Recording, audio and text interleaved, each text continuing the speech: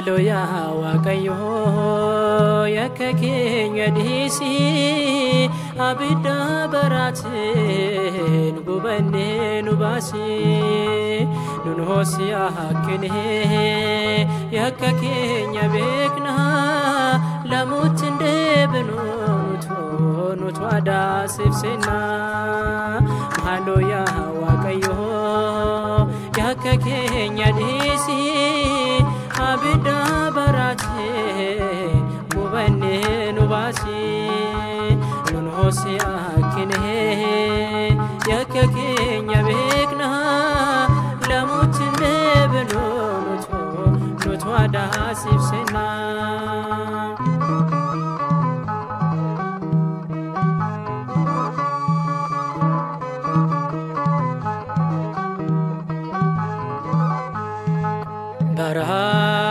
Boti kenya rakasne si yakine uma kenya disne dinaaf jilbeen fanne qalbi jijjirrachuuf gara kee dhufneerra Waaqayyo hunda caalu ta'uu kee hubanneerra Mahalo ya Waaqayyo yakkeenya dhiisi abidda baraatiin gubannee nu baasi nun hoosiyaa hakkinee yakkeenya beekna lamuutti deebinu nutu aadaa sibsina